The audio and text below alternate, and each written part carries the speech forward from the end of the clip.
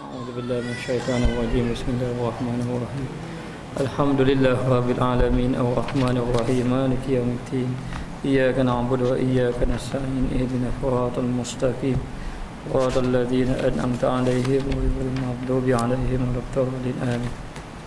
Jadi kita hadiah pada ini pada Rasulullah, para sahabat dan juga ulama-ulama tasawuf, termasuk pengarang kitab kita Syekh Abdul Qadir Isa, Syekh Yusuf dan juga guru kita Syekh Ibrahim dan sebagainya. Baik. Bismillahirrahmanirrahim. Alhamdulillahirabbil alamin.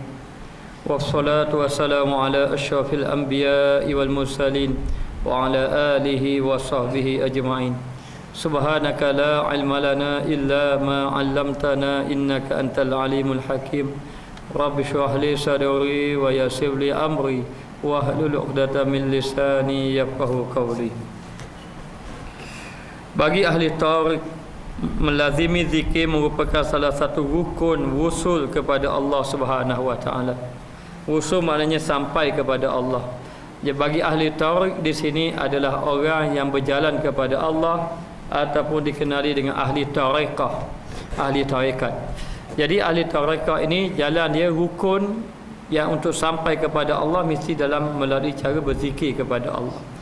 Jadi orang yang berjalan kepada Allah ini dia panggil ahli tarik ataupun salik, orang yang berjalan. Jadi orang perjalanan ini ada beberapa keadaan. Yang pertama dia panggil awam. Awam ini orang yang mengambil ilmu tanpa amal, ataupun dia ada ilmu saja sebagai pengetahuan ilmu saja. Tapi bila dia pergi kepada peringkat amal menghidupkan hati, itu dia panggil orang salik. Maka salik ini mesti melalui jalan tarekah.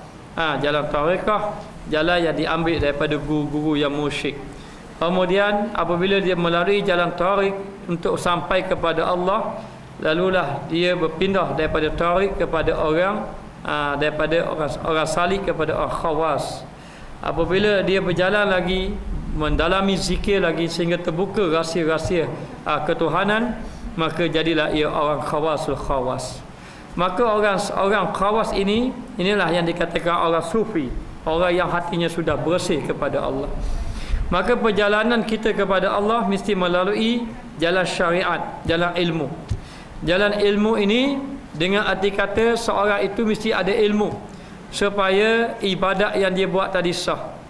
Kemudian jalan ilmu ini dipanggil jalan syariat. Kemudian mesti pergi berjalan dengan jalan syariat, berjalan lagi pergi kepada jalan tarekah. Perjalanan kedua adalah perjalanan tarekah. Kemudian dia berjalan lagi pergi kepada perjalanan hakikat. Sampai perjalanan lagi, berjalan lagi sehingga fana dirinya, itu dipanggil perjalanan makrifat. Maka makrifat itu perjalanan yang sampai kepada Allah Subhanahu wa taala. Kalau kita hanya tersekat dengan ilmu saja, ini dipanggil orang yang syariat saja. Mesti duduk dalam kepada jalan hakikat kepada Allah sampai makrifat kepada Allah. Maka di antaranya jalan zikir. Maka jalan tarekah, orang yang tarekah, yang mengambil tarekah, dan orang ini dipanggil ahli tarik, dia sampai kepada Allah adalah melalui perjalanan zikir. Zikir ada 4. Satu dia panggil zikir lidah. Zikir lidah ini adalah dia panggil tauhid ilmu. Tauhid ilmu. Bila kita belajar tentang tauhid ketauhidan kepada Allah, kita berzikir lagi supaya ilmu tadi jadi mantap. Yakin kita kepada Allah itu kuat. Itu dia panggil zikir lidah. Zikir lidah ataupun zikir lidah ni panggil zikir ilmu. Kemudian berzikir lagi, berzikir dia panggil akal. Zikir akal. Zikir akal itu bukan akal berzikir dah. Dia berzikir tu sampai kepada akal. Sehingga kan tauhid dia lebih dalam lagi. Tauhidnya lebih dalam ni. Maknanya tauhid ilmu duduk lidah. Takut kamu pada Tuhan, tapi dia sendiri pun tak takut. Dia tak ada rasa takut. Tapi dia beritahu Allah Taala wujud berkuasa melihat, itu tauhid lidah. Tauhid lidah ini zikir lidah lagi. Mari dengan akal dah mula rasa takut, sudah memahami tentang sifat-sifat Allah ibaratnya, maka itu dipanggil zikir akal. Lalu dia zikir lagi. Zikir yang ketiga dia panggil zikir cinta. Mari perasaan cinta kepada Allah.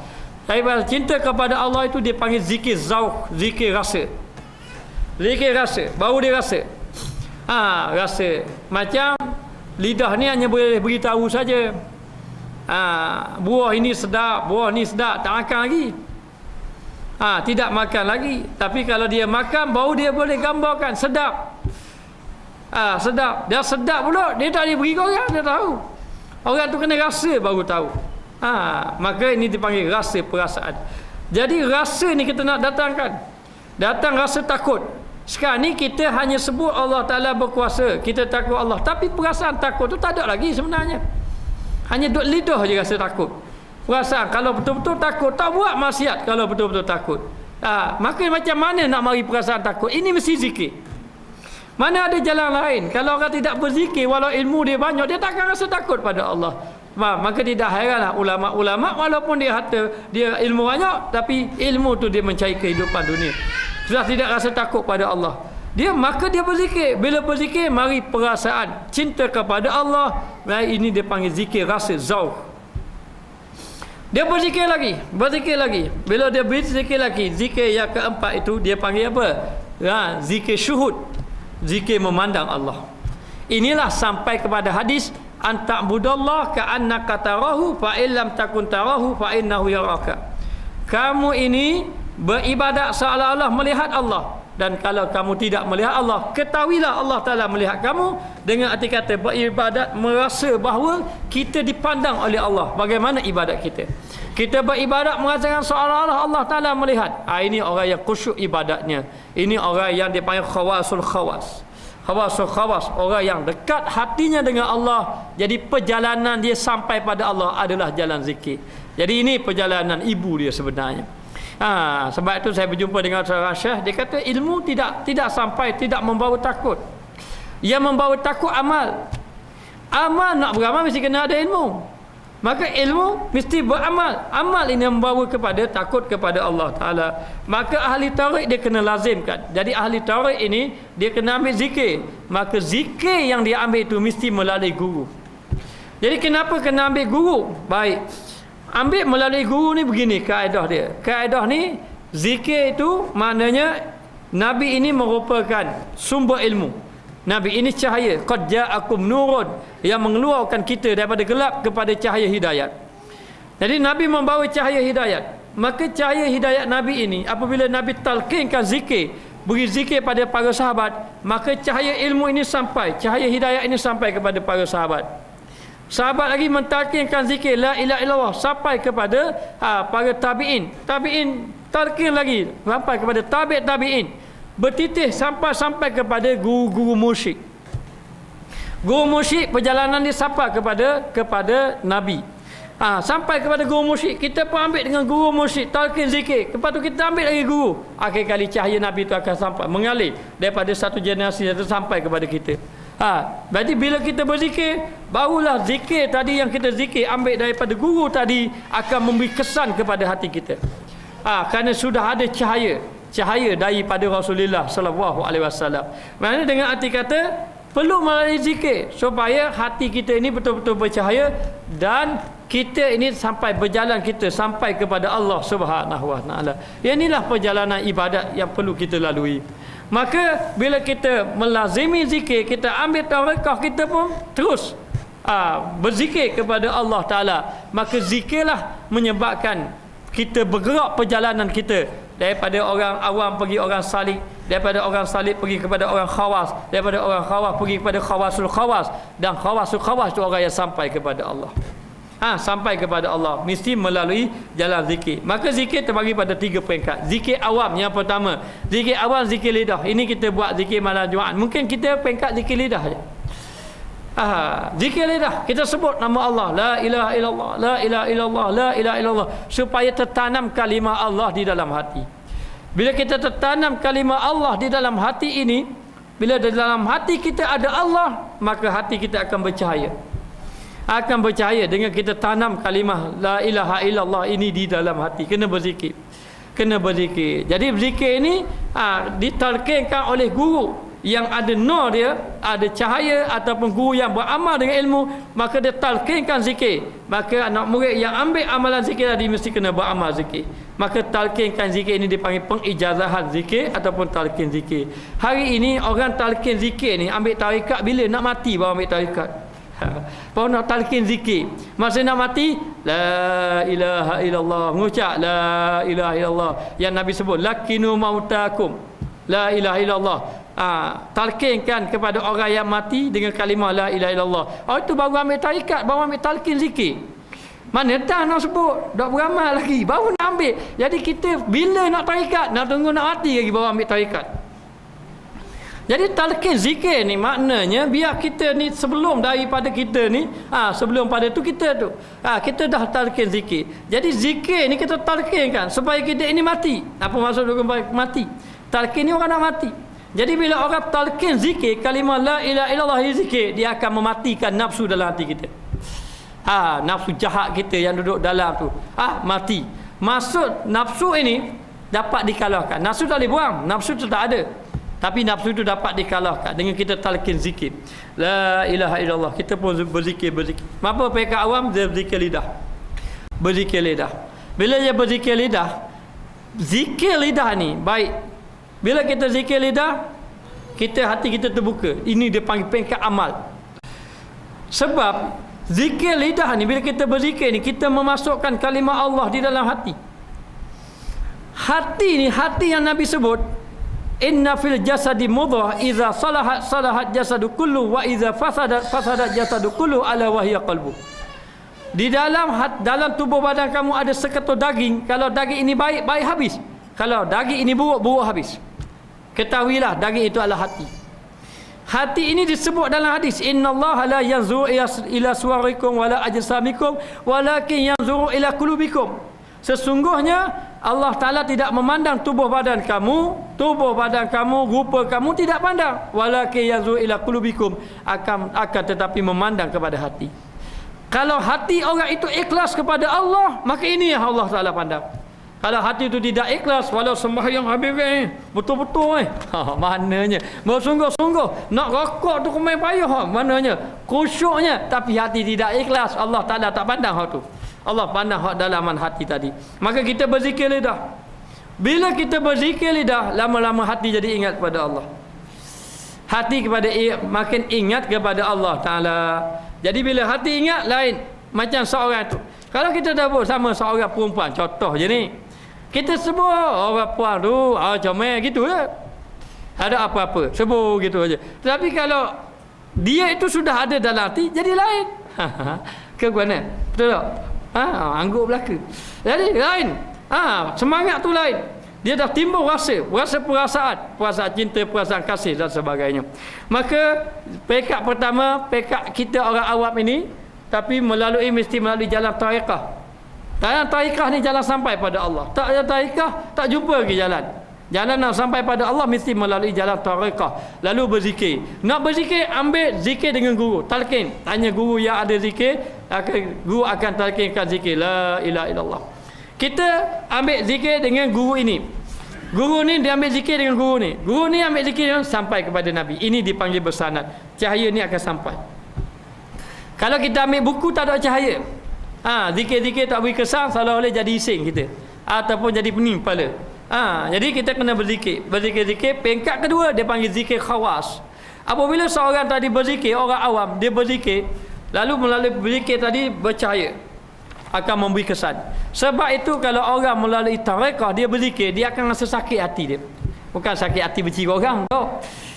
Mana bila dia berzikir, dia akan beri kesan pada hati dia. Hati dia rasa pedih, hati dia rasa sakit, hati dia rasa menyocok macam-macam. Ini proses pembersihan kotoran-kotoran yang ada dalam hati. Itu ilmu dia situ. Ilmu dia situ. Yang macam mana kita ni mendapat kalau banyak dosa macam mana. Sebab tu orang berjumpa dengan Ibrahim bin Adham. Saya ini banyak dosa, payah beribadat. Ibrahim bin Adham kata, zikirlah kamu. Masukkan Allah dalam hati. Nanti ringan tubuh badan kamu beribadat pada Allah. Yang jadi berat beribadat itu, kata Imam Ghazali dalam kitab Minhajul Abidin, yang kamu berat beribadat itulah dosa kamu sebenarnya. Jadi malah nak beribadat itu dosa. Maka dibersihkan dosa tadi. Zikir kamu. Berzikir dia akan rasa menyocok, pedih dan sebagainya, kerana nur masuk dalam tubuh badan kita bila kita berzikir. Lalulah berzikir tadi sehinggalah hati kita hidup berzikir. Bila hati sudah hidup berzikir, hati kita ni sentiasa berzikir. Macam kita cakap dalam hati sama, tapi hati tersebut la ilaha illallah, berzikir. Kemudian peringkat habis akhir sekali, dia sudah ingat, sangat-sangat ingat kepada Allah. Duduk diam pun ingat, mulut tak bergerak pun ingat, setiap masa ingat. Ini orang yang dipanggil zikir khawasul khawas. Zikir ni apa? Ingat Allah. Jadi zikir khawasul khawas, sehingga kan dengan fana daripada zikir, dia dah tenggelam dengan zikir, fana dengan zikir, jadi tak zikir dah. Fana dengan zikir, fana ni binasa. Dari zikir, ketika mereka musyahadah terhadap yang diingati, barulah dia memandang Allah. Inilah dia panggil pekat yang keempat. Zikir dengan lidah, zikir dengan akal, zikir akal ingat pada Allah. Kemudian zikir dia panggil zikir hati. Kemudian zikir syuhud, zikir memandang Allah. Masa ketika itu dia lupa diri dia. Dia angkat ni, dia tak terasa ini kuasa dia. Semua memandang Allah. Dia terlalu dah dia kepada fana. Salah gaya orang tanya muni siapa, jawab aku Allah. Salah gaya. Maknanya sudah fana dah tenggelam dah. Binasa diri dia binasa. Bukan maksud dia tu jadi mati dah. Maknanya dia sudah terlalu memandang Allah, melihat kepada Allah. Maka ketika itulah lahirlah sifat-sifat yang sangat sifat tawadhu, yang tidak lagi betul-betul ikhlas, buat kerja betul-betul kerana Allah. Marilah apa-apa depan dia tidak ada, sebab dia sudah memandang Allah. Ini orang macam mana? Orang yang sudah khawasul khawas, yang hatinya betul-betul ingat kepada Allah. Mereka berkata, siapa ahli-ahli tasawuf, tiada sesuatu yang lebih memberi manfaat bagi seseorang yang bermusafir menuju ilahi. Hari ini kita beribadat. Sebenarnya kita nak musafir jalan pada Allah. Terfikir dah kita selama ini, sudah lama berapa tahun dah kita beribadat. Daripada kita balik, kadang-kadang perjalanan ibadat kita ni sudah banyak ilmu kita belajar. Kadang-kadang kuliah maghrib, macam-macam ustaz kita berjumpa, kitab-kitab macam-macam, tafsir, hadis, habis kita belajar ilmu. Tetapi perjalanan seolah-olah tidak berlaku. Maknanya ibarat jogging tak bergerak. Belagi tu saja. Jadi akhir sekali khusyuk tidak ada, akhlak tidak berubah. Benda tu tidak berlaku. Kenapa? Kerana kamu tidak ada tarik, tidak ada jalan, tidak ada tarakah, tidak ada zikir. Mesti kena melalui jalan zikir. Ini dikata oleh ulama. Lalu dikata tiada yang boleh memberi manfaat bagi seseorang yang bermusafir menuju Allah. Kalau dia musafir menuju Allah, berbanding dengan zikir mufrad. Zikir sebut Allah, Allah, Allah. Zikir Allah, Allah ni zikir peringkat yang ketiga. Peringkat pertama la ilaha illallah, la ilaha illallah. Peringkat kedua illallah, illallah, illallah. Peringkat yang ketiga Allah, Allah, Allah.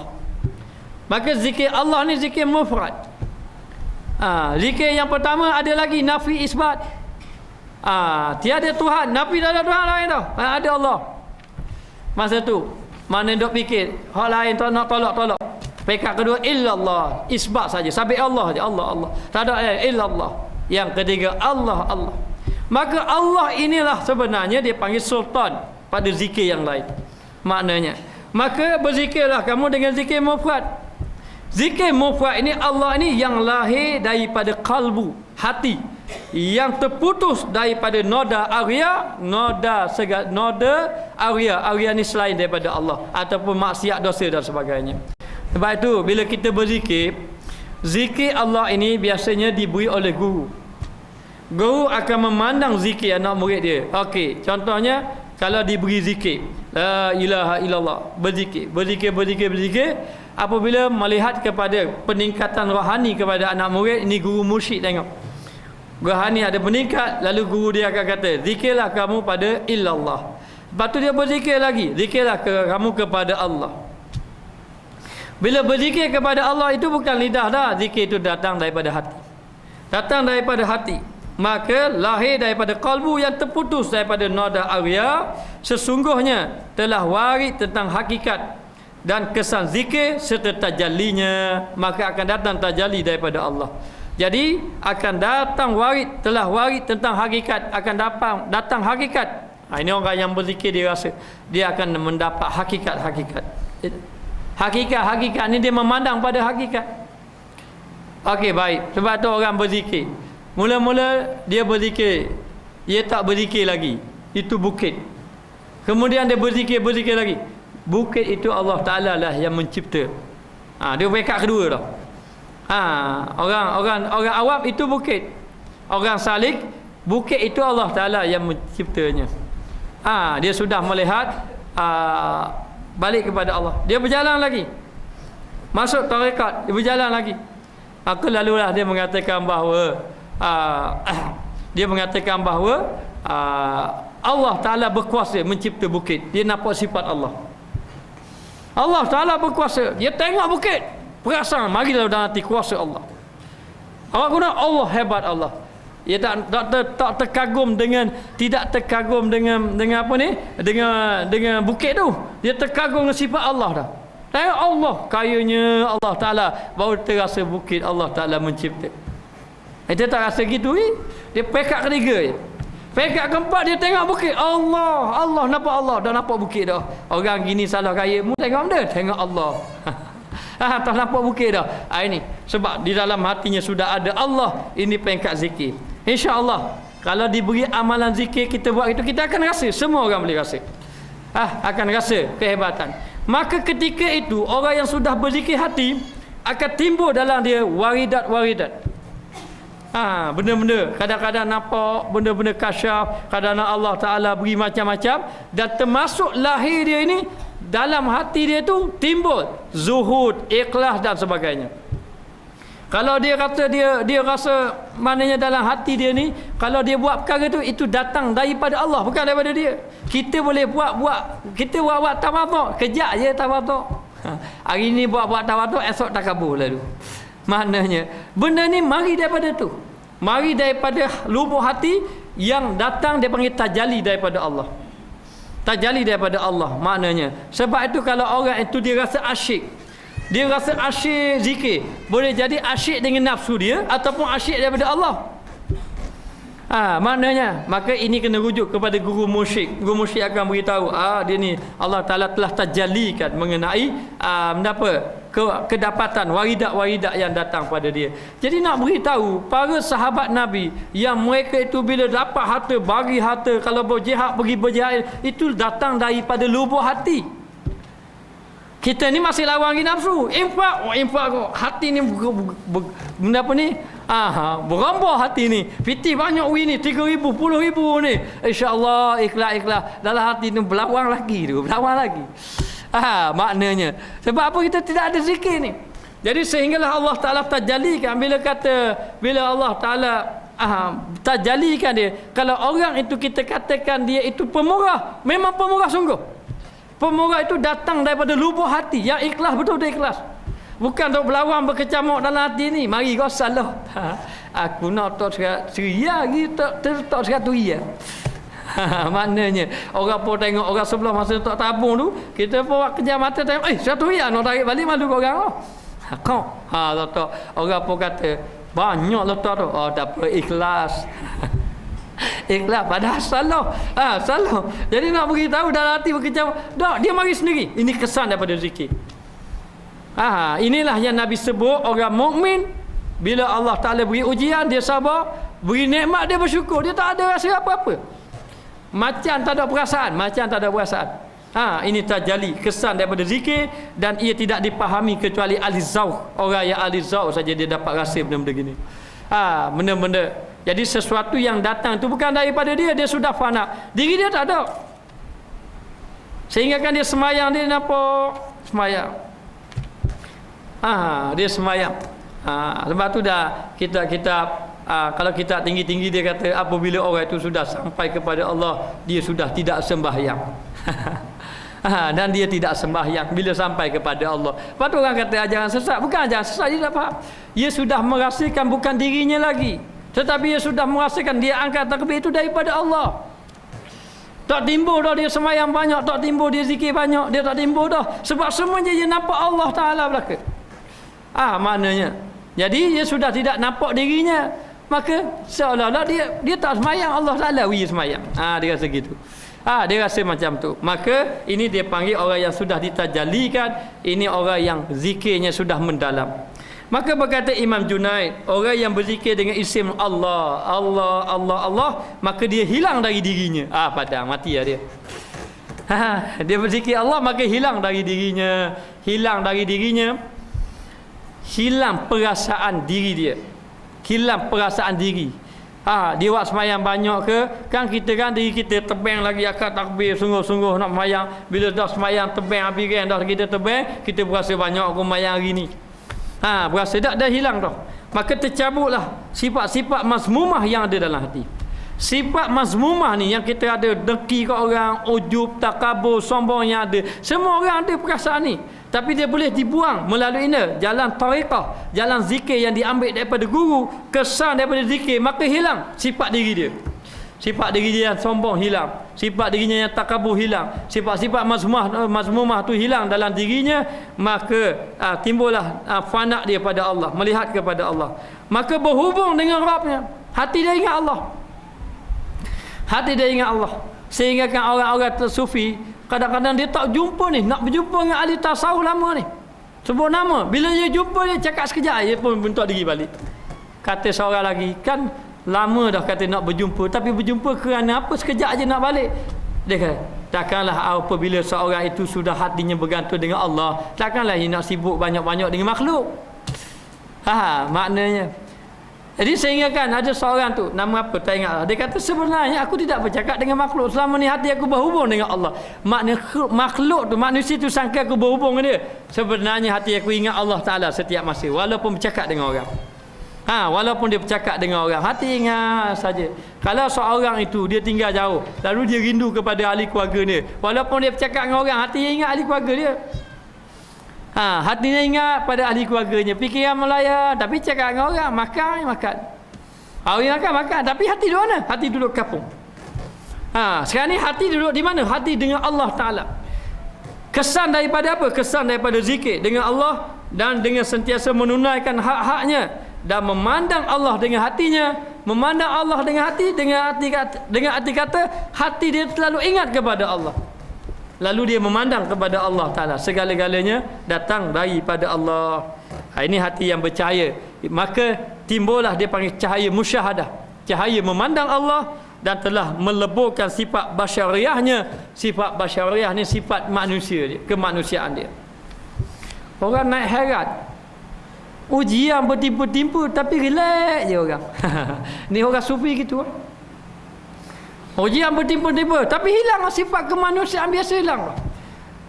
Inilah dia akan lahir sifat sabar. Sabar bukan buat-buat. Sabar memang betul-betul sabar. Tawakal memang betul-betul tawakal. Maknanya hilang sifat kemanusiaan dia apabila cahaya musyahadah sudah lebur di dalam hati Allah, terlalu memandang Allah. Memandang Allah Ta'ala. Jadi kita kalau sampai tahap tu tak apalah. Kalau dah sampai tahap tu jangan buat tebang. Dia orang tu orang arif billah. Dia ni memang tawakal sungguh pada Allah. Tawakal sungguh. Dia tidak akan bekerja. Dia kata aku tidak mau makan kecuali Allah Ta'ala hantar makanan masuk dalam mulut aku, bawa aku makan. Dah orang boleh tawakal macam tu. Selagi mana tu aku tambah ambil makanan tak dalam mulut aku tambah. Aku nak tawakal pada Allah. Rezeki tambah fikir. Pergi jalan pula dekat padang pasir, tambah bawa bekalan langsung, tambah bawa. Makanan pun tambah bawa, bekalan pun pitih tambah bawa. Tawakal, aku sudah memandang Allah, tambah nak pegang pada Allah. Kalau ada makanan pun tambah pegang, tangan masuk dalam mulut. Macam gitu. Allah boleh gitu. Boleh. Lalu dia berjalan. Hafal lembek. Teruk. Tambah makan, janji dah nak tawakal pada Allah. Sehinggalah akhir kali nampak orang jauh, dia tembur lari. Nanti orang nampak orang beri aku makanan pula. Lari. Dia pun lari. Lari orang pun kejar dia. Kejar dia buat lolok pesang. Bila sapa dekat, orang pun ambil makanan tok dalam mulut dia. Makan juga je. Maknanya ni boleh tawakal sampai itu. Dia dah hilang dah, sifat manusia hilang dah. Maknanya boleh jadi macam itu. kesan daripada berzikir. Kalau lalu jalan zikir melalui guru, melalui tarikat, insya-Allah akan lalu perjalanan macam ini dengan sendirinya. Ni bukan buat-buat. Buat-buat. Kita kadang-kadang kita boleh buat-buat ikhlas tu boleh. Kita boleh buat-buat tawakal. Kita boleh buat-buat zuhud. Dia sekejap je buat-buat zuhud. Kita buat zuhud ni pakai kereta buruk sama, tengok orang kereta mewah rasa marah lalu. Maknanya ataupun duk kutuk orang. Ni ahli dunia mentang-mentang naik kereta buruk. Dia padahal dia kata orang ahli dunia sebab dia diri tak mampu. Mula dia bukan zuhud buat-buat, dia memang betul-betul datang daripada lubuk hati. Ini dia panggil cahaya musyahadah yang meleburkan sifat basyariyah. Basyariyah ni kemanusiaan. Maka Sayyidi Abu Abbas Al-Mursi, Abu Abbas Mursi ni tok guru kepada Ibnu Athaillah, pengarang kitab Hikam. Pengarang kitab Hikam ni Ibnu Athaillah ini, dia ini duk komplain hama ke tasawuf. Dia tak setuju tasawuf Ibnu Athaillah yang pengarang kitab Hikam. Satu hari dia berjumpa dengan anak murid Abu Mursi. Jadi anak murid bercakap, tok guru dia kata begini. Hebat ilmu ni ada. Kemudian dia tak puas hati lagi. Dia nak tengok, bukannya hebat sangat aku apa ni tasawuf ni. Lalu dia pergi masuk kuliah. Dia pergi dengar tu nak cari menapa yang boleh condemn, menapa yang boleh nak tu. Dia pun dengar. Bila dia dengar, baru dia terkejut. Oh, ini baru betul-betul ilmu. Barulah dia belajar dengan Abu Abbas Al-Mursi, lalulah menjadi ulama tasawuf pula, Ibnu Athaillah As-Sakandari. Jadi ini Sayyidi Abu Abbas Al-Mursi rahimahullah taala berkata, jadikanlah zikirmu, zikirlah kamu dengan zikir Allah, zikir biar masuk dalam hati. Kalau tak boleh lagi zikir Allah, zikir la ilaha illallah, dalam hati tu ada Allah. Jadi zikir la ilaha illallah dalam hati kita ni, bukan luar, dalam hati kita la ma'buda illallah. Lepas tu dah lama la ma'buda illallah, zikir lagi la maqsuda illallah. Masa kita zikir tu. Kemudian zikir lagi la mawjuda illallah. Sehinggalah zikir lagi, mari illallah dalam hati. Kemudian kita zikir luar illallah dalam hati Allah. Maka zikirlah kita dengan lafaz Allah. Katanya Abu Abbas Mursi, sesungguhnya isim ini adalah sultan segala isim. Sultan segala isim, ia mempunyai kilawat. Zikir ini dia ada no masing-masing. Kalau kita cakap, kata guru saya, apabila kamu berzikir, dia akan zikir cahaya ini akan lalu seluruh tubuh. Maka tidak hairanlah lepas berzikir kadang-kadang kita letih, kadang-kadang tak erak, kadang-kadang lepas zikir ni kita rasa sakit sendi-sendi, kadang-kadang zikir rasa pedih hati kita ni, kerana no cahaya ni masuk. Sebenarnya dia ada kesan. Kalau orang zikir tarekah, kalau zikir biasa-biasa tak terasa lagi. Zikir tu yang no dia akan bergerak seluruh tubuh. Dia naik atas kepala, turun habis ni, sampai sendi-sendi kaki ni, cahaya tu akan beradu mari. Jadi la ilaha illallah ada no dia. Maka dia kata illallah ini mempunyai kilawat, dan hasil kilawatnya adalah ilmu. Sampai daripada peringkat illallah ni akan melahirkan ilmu. Sebab tu orang ni kadang-kadang orang fiqh dah nak lawan orang tasawuf, kerana orang tasawuf dia ada perasaan hati. Orang fiqh di atas ilmu. Orang apa ni? Tasawuf di atas hati. Kalau orang itu dia belajar bab apa? Dia belajar bab pertanian. Dia kata tanah betul begini nak tanam, bajir begini. Bajir macam ni. Kemudian cara nak tanam dia macam ni. Tak air apa, dia kata sukatan dia, bajir banyak mana. Hanya berita atas ilmu lah. Ilmu. Tapi yang seorang lagi dia tak belajar gitu, dia terus tanam lalu. Dia pergi dekat tanah, dia pun ada. Orang tu kata cok. Tak baca. Isi air gini. Mana hak bijak? Mana hak dapat rasa? Dapat rasa. Kadang-kadang orang tu guru dia boleh beritahu dari segi ilmu. Dari segi ilmunya elektrik macam ni, pasang dia begini. Tapi dia tak ajar cuba. Kadang-kadang orang elektrik, orang kapal elektrik dia boleh buat selalu dah. Tapi dia cakap ilmu tak boleh. Dia tak boleh cakap ilmu. Maka ini perbandingan orang-orang tasawuf. Dia terus masuk. Kadang-kadang dengan melalui jalan zikir ini, jalan zikir bersih hati dia, lalulah terbuka ilmu-ilmu yang lain. Dan kesan daripada zikir Allah ini menghasilkan ilmu laduni. Yang dikatakan seseorang yang dia itu ada ilmu, dia itu ada ilmu dan dia beramal dengan ilmu, maka Allah Ta'ala beri ilmu yang dia tidak ketahui. Jadi amalan zikir ini memberi kepada ilmu, membawa kepada ilmu laduni. Ilmu laduni. Maka dia kata di sini kilauan ni Allah ni dia ada nur belaka.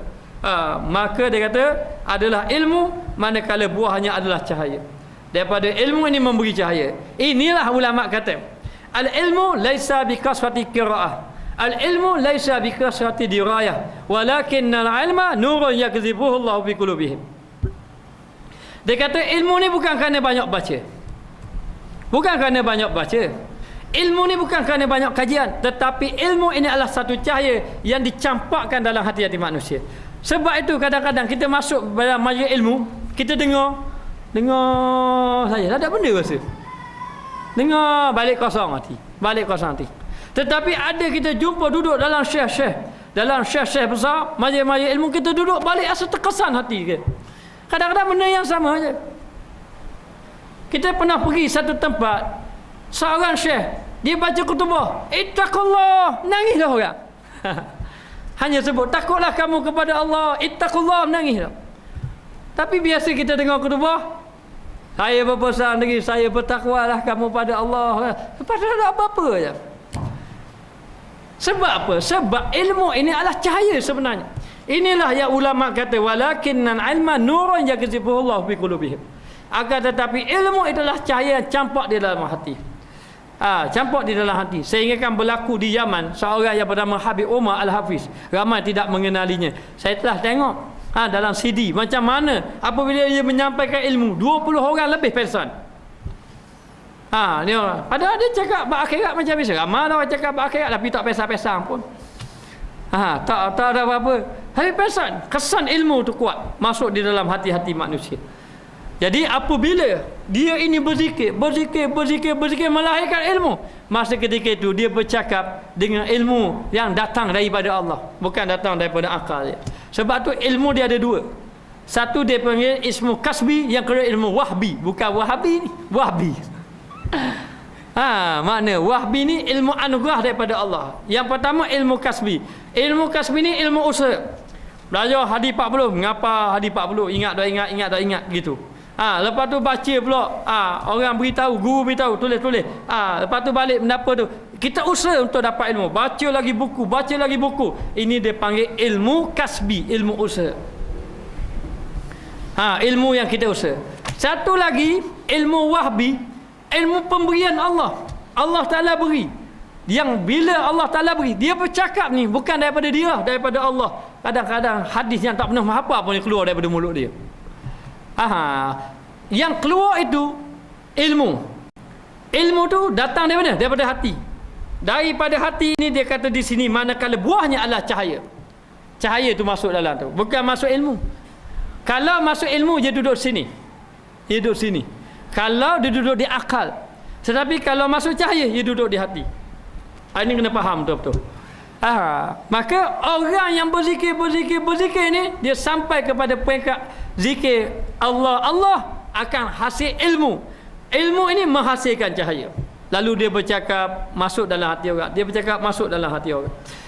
Cakap masuk dalam hati orang, ini menghasilkan cahaya. Lepas tu kita perlu zikirkan. Ilmu kita sudah ada, kita sudah belajar, tapi bila kita berzikir boleh terbuka rahsia hati. Jadi bandingan ilmu kasbi dengan ilmu wahbi ni, ilmu pemberian, ilmu kasbi, ilmu usaha. Seperti bandingan kalau dalam satu tanah kita gali, buat lubang, kemudian kita isi air. Sampai air tadi penuh. Dalam lubang tadi air tadi penuh. Maka air tadi penuh tadi ni kita isi, daripada luar kita isi air. Maka air yang dia jadi penuh tadi ni, mana kita isi air penuh sampai masa air ni jadi hilang balik. Kalau kita tak isi lama jadi hilang. Jadi hilang, kena cahaya matahari ke, musim kemarau jadi kering balik air tadi. Inilah ilmu yang kita usaha. Kalau kita dok belajar, kemudian bila kita belajar tu, lepas tu kita balik, kita taruh rumah, kita tak mengajar, kita tak baca, ilmu jadi hilang balik. Betul tak? Sebab itu ilmu kasbi. Berbeza dengan ilmu wahbi. Ilmu wahbi ni, kalau payah sangat kita panggil ilmu kasfi. Wahbi ni kasfi lah, pembukaan. Jadi ilmu wahbi ataupun ilmu kasfi, ibarat kita gali tanah. Bila kita gali tanah, air tu keluar daripada dalam tanah. Air yang keluar daripada dalam tanah tak kering-kering. Musim kemarau kemudian tak kering. Itulah panggil ilmu kasfi ataupun wahbi. Kesan daripada apa dapat ilmu tu? Kesan daripada kita berzikir kepada Allah Ta'ala. Inilah ilmu yang sebenarnya. Ilmu inilah yang menghasilkan kita takut kepada Allah Ta'ala. Sebaliknya, bukan cahaya tersebut yang dicari. Bahkan apabila telah mula berlaku kasyaf, kesan daripada ilmu kasfi ini berlaku kasyaf. Dia dapat melihat perkara-perkara rahsia-rahsia Allah. Kadang-kadang dia boleh tengok orang tu, oh ini ahli maksiat, oh ini ahli ibadat. Orang ini perlu dibersihkan hatinya. Macam mana bersihkan hatinya? Orang-orang ni akan membimbing.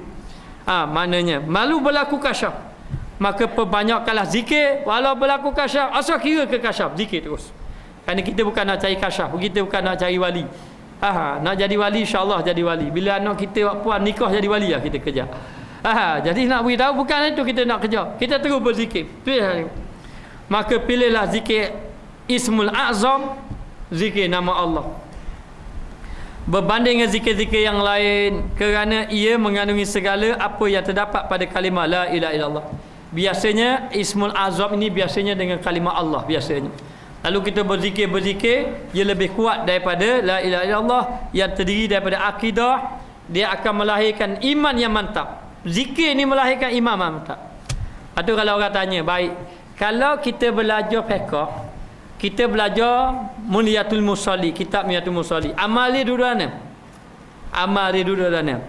Amal dia duduk semayang lah. Kita belajar bab semayang tu ilmu, betul tak?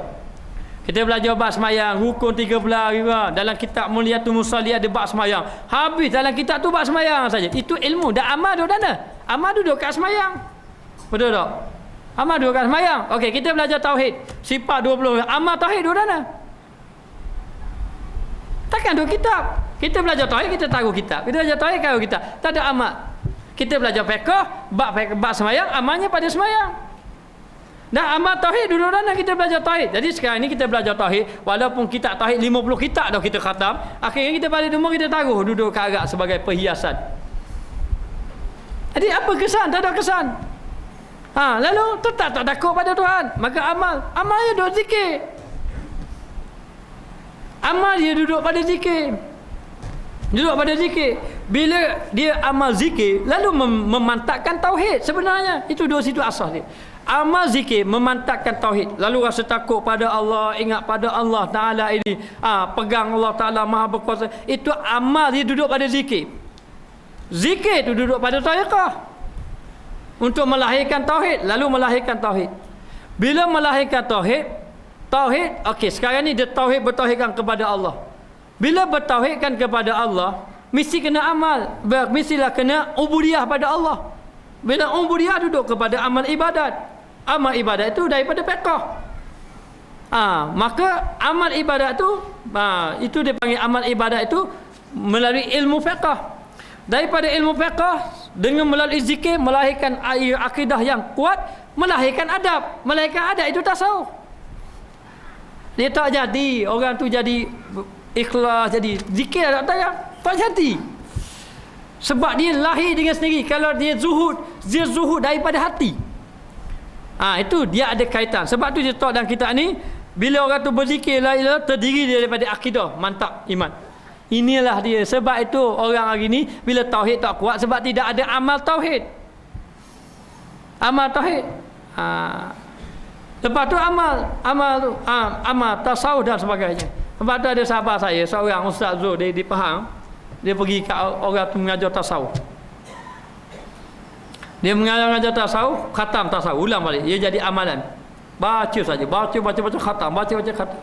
Akhir sekali dia tanya. Dia kata nak tanya sedikit. Kalau kita belajar fiqh, kitab Muliatul Musalli, amal dia pada semayang. Dah hikam ni amal dia pada benda. Ini kitab baru. Tunggu dia, oh ya sungguh. Kata tunggu tu baru sedar. Ini baru kitab, tak ada amal. Patut tak beri kesan. Tu baca. Baca. Jadi duduk pada amal. Bila duduk pada amal tauhid itu la ilaha illallah. Amal la ilaha illallah ni duduk dalam hati dia. Akhir sekali melahirkan ilmu. Daripada ilmu melahirkan adab. Tengok tu. Akidah, ilmu, adab. Tauhid, fiqh, tasawuf. Maka melahirkan adab. Daripada adab itu melahirkan kita sampai kepada Allah hakikat, serta banyak lagi rahsia-rahsia Allah Ta'ala. Inilah dia asas hari ini yang kita dapat. Mesti kita melalui jalan tariqah untuk melahirkan kekuatan akidah. Daripada kekuatan akidah itu melahirkan ilmu. Daripada ilmu itu melahirkan cahaya. Cahaya melahirkan adab.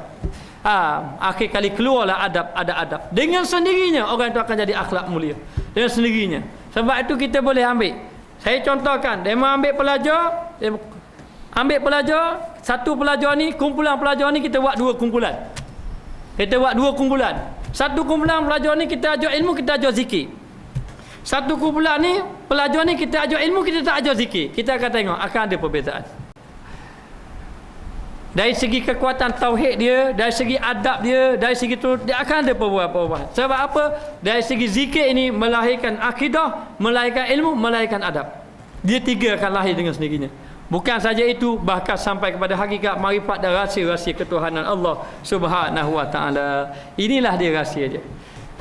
Sebab itu kita hari ini ilmu, maka kena melalui jalan zikir kepada Allah. Al-Arif Billah Ibnu Ajibah berkata, ismu mufrad, iaitu Allah merupakan sultan segala isim. Segala ilmu, ibu dia duduk pada isim Allah. Allah inilah. Sebab itu kita zikir la ilaha illallah ni tak kuat lagi. Nur tu sudah ada, akhlak sudah berubah, tapi tak sampai lagi kepada akhlak Muhammadiyah tu.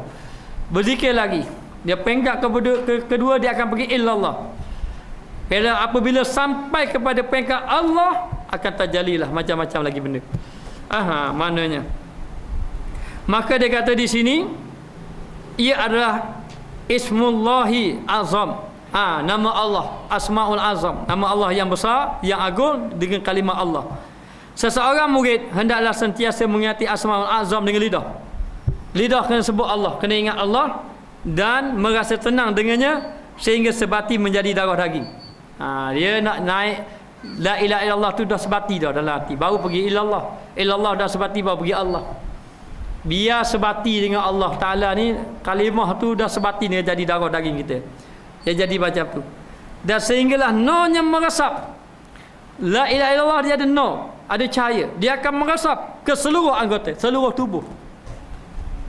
Sebab tu tak heran kalau orang kuat zikir hilang penyakit dia kadang-kadang. Kadang-kadang hilang penyakit dia kuat zikir. Sebab tu orang yang berzikir, dia ambil daripada guru melalui jalan tarekah, dia berzikir akan rasa kesan lengah tubuh, sakit, darah, macam-macam dia bagi.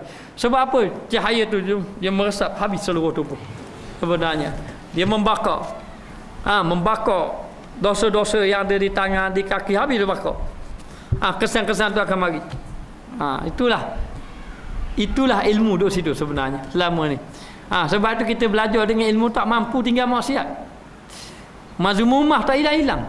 Belajar bertahun-tahun, ibadat banyak-banyak, baca Quran tak hilang-hilang, duduk ilmu dia duduk sini. Maka dia kata nurnya meresap seluruh tubuh. Ibnu Ajibah berkata lagi, sehingga sampai kepada kata-kata beliau, maka zikir akan berpindah ke lubuk hati. Hati dia akan berpindah zikir tu ke lubuk hati. Masuk zikir berpindah kepada lubuk hati. Lidah dia tak zikir, hati zikir. Memang tak dosa je. Berpindah ke hati ni, berzikir dia dalam kitab hikam dia disebut seperti nafas naik turun, tak tertahan dia mah. Batu orang zikir tangan gitu kok. Ya dah gitu dah. Saya angguk dah kepala kita ni pekat baru yang angguk sebenarnya. Angguk muncul dah cabut kepala. Pekat awal gitu. Tapi pekat orang yang berzikir dah zikir tangan. Duduk diam saja. Sebenarnya yang berzikir itu hati, bukan lidah lagi. Bukan lidah lagi. Maknanya kalau hati berzikir, dia akan pergi setiap masa. Nampak je Zohir saja duk main bola, hati zikir. Boleh gitu. Maknanya berzikir ni, dia makan berzikir, dia minum berzikir, berzikir setiap masa, dia berjalan berzikir saja. Orang yang macam ini, dia sudah tidak bercakap kecuali kebaikan. Dia tak boleh nak bercakap lah. Kita duduk orang macam ni, dia antara sifat orang ni, kalau kita duduk bercakap dengan dia, dia akan cakap ilmu. Dan dia sudah tidak buat lagi perkara-perkara lalai-lalai, tak ada. Dia bercakap zahir jadi minum airnya, zahir je minum airnya, hati zikir. Semua berzikir saja. Dia berpindah kepada hati. Bila berpindah kepada hati, kemudian kepada roh dia melayang kepada Allah. Roh dia ingat pada Allah dah. Inilah yang dikatakan jasad-jasad yang sudah mati berjalan di atas muka dunia, roh dia sudah sampai pada Allah. Ini para sahabat. Maka demikianlah juga orang-orang yang sampai kepada makrifat, roh dia sampai kepada Allah dah. Orang ni mati bila-bila masa pun tak apa. Kita tak mau mati lagi. Sebab roh kita tak sampai lagi. Roh kita duduk atas muka dunia, tapi roh sampai pada Allah. Akhir sekali mereka ini dalam keadaan sudah terlalu dekat dengan Allah. Kemudian sampai kepada seal rahsia-rahsia Allah. Habis terbuka rahsia-rahsia Allah Ta'ala. Ini. Maka saat itu lidah tidak lagi berkata-kata dah. Tak ada kata-kata dah. Dan dia sudah sampai kepada syuhud, memandang Allah. Memandang semuanya Allah. Segala perbuatannya melihat Allah, melihat sifat Allah, semuanya Allah Ta'ala. Tidak ada rasa. Dan ayan, apa pula ayan ni? Ayan ni hakikat yang tidak tercapai oleh hakikat. Hakikat yang tidak sampai kepada hakikat. Dah apa pula? Okey, baik. Saya nak kata ke mana? Dema tak pernah makan nasi ayam. Contoh, saya dah makan nasi ayam. Maka saya tak boleh nak cerita nasi ayam sedap sampai demo rasa, oh sedap sungguh nasi ayam. Boleh kata gitu? Boleh tak? Mampu tak saya cerita? Saya cerita kelazatan nasi ayam rasa manis tak gini. Lemak-lemak gini. Bila saya cerita, siapa dia pun terasa kok. Oh, sedap sungguh. Siapa tahu? Oh, ada. Dah boleh. Boleh tak siapa gitu? Jadi kalau orang yang tak pernah makan nasi ayam, dia tak akan dapat gambar, tak akan rasa. Orang yang makan dia dapat rasa sedap. Hanya sedap. Orang tu dengar dapat sedap saja. Sedap tak mana tak tahu. Dan nak tahu sedap, main pergi makan nasi ayam. Oh gini. Baru tahu. Maka sesuatu dia duduk dengan Allah Ta'ala ni, dia rasa sudah syuk memandang Allah, sudah lazat dengan Allah, itu dipanggil ayat yang tidak dapat lagi digambarkan dengan kata-kata. Itulah ayat. Ayat ni sudah tidak dapat lagi digambar dengan kata-kata. Sebagaimana kita kata, kalau orang tu kata ada makanan tu sedap, demo tak akan dapat mencapai rasa sedap tu kecuali demo makan baru rasa sedap. Baru rasa sedap. Sedap ni siapa tidak memandang lagi ni hak lain ni. Inilah yang Aisyah kata, Rasulullah ni apabila azan datang saja seperti tidak mengenali aku, seperti tidak mengenali Aisyah. Bila dia sembahyang saja Allah, Nabi sembahyang ni tidak dapat digambarkan. Nabi sembahyang itu maknanya Nabi sudah duduk dalam syurga.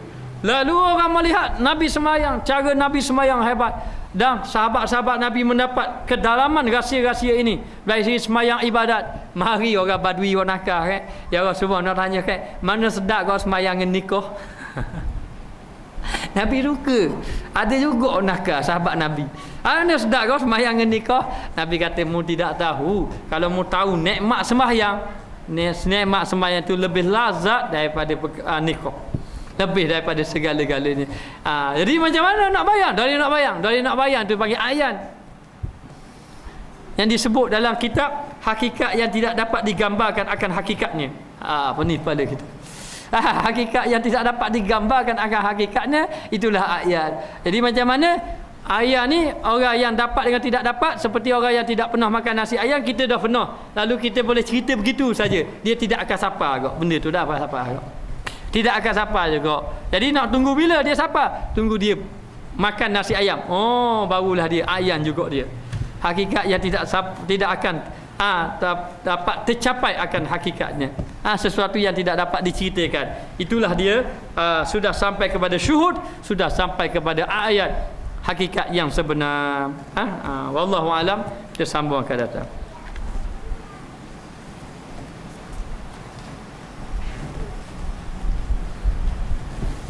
Bismillahirrahmanirrahim. Rabbana zalamna anfusana wa illam taghfir lana wa tarhamna lanakunanna minal khasirin. Wa sallallahu ala sayidina Muhammad wa ala alihi wa sahbihi wasallam. Walhamdulillah rabbil alamin.